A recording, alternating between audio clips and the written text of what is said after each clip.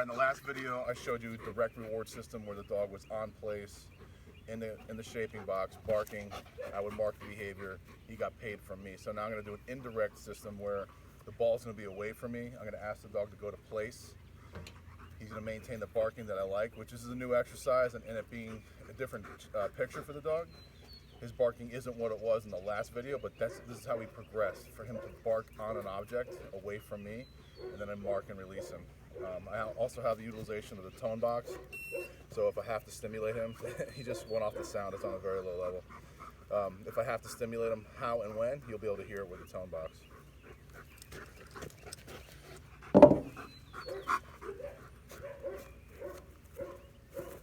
Look, place.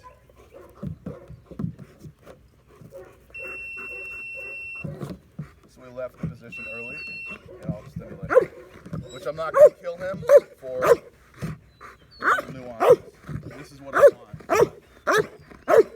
Free.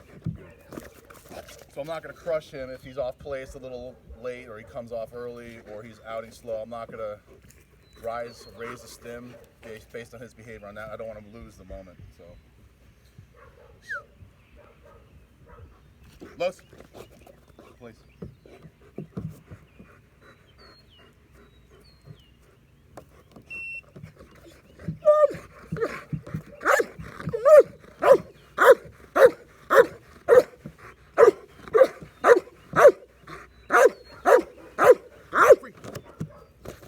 Good. So this is a couple days into this, so he's already developing and already offering the behavior that I like of the active barking on the target, away from me.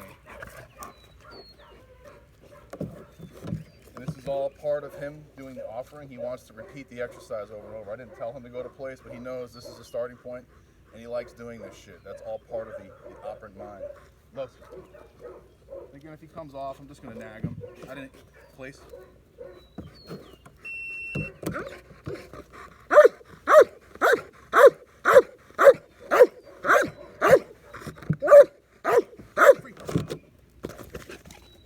So what the place board does, it stabilizes his behavior, it caps him, and it creates a little Skinner box where the frustration and the conflict of not being able to leave as much as he wants to creates a lot more power in the behavior, and with no restraints. If I back tie him, he's going to be leaning against the cable or leaning against the harness or the collar.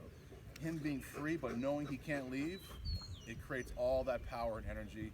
We pop the top like a combustion chamber. He flies into behavior. That makes much stronger, harder bark. Los.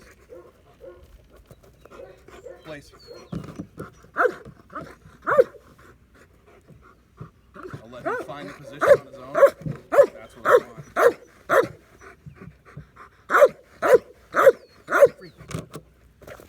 He was looking at me and barking before, which is a mirror of the last exercise where he was looking and barking and I paid him at me at source. I don't even engage that behavior. I want him to find the answer on his own by looking to the target and barking actively. That's the answer for this little exercise here. Los. Place.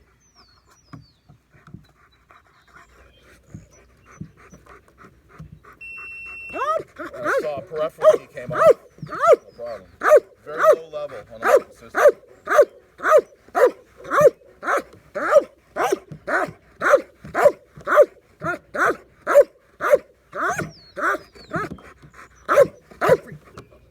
And there I'm asking more and more and more barking, more activity, better cadence, better rhythm, better pitch. This is where we can all customize and tailor make our own barking system.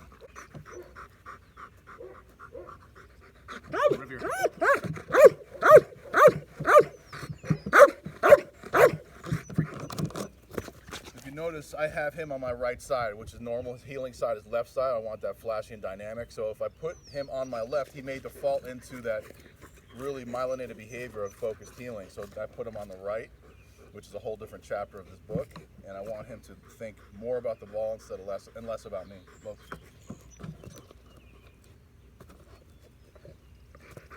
Again, the conflict of wanting to go but he can't creates capping.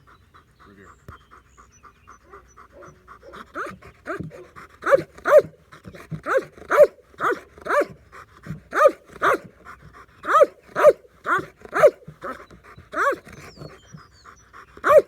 Free. He was getting getting a little fatigued. You see the barking get interrupted by him looking for oxygen. No problem. I want to keep pushing and pushing and pushing to build that conditioning, to build that power in the barking.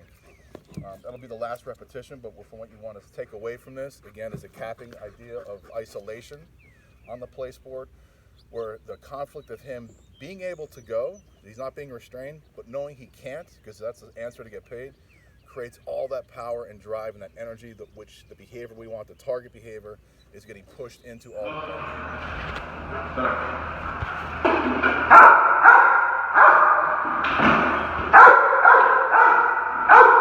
Go.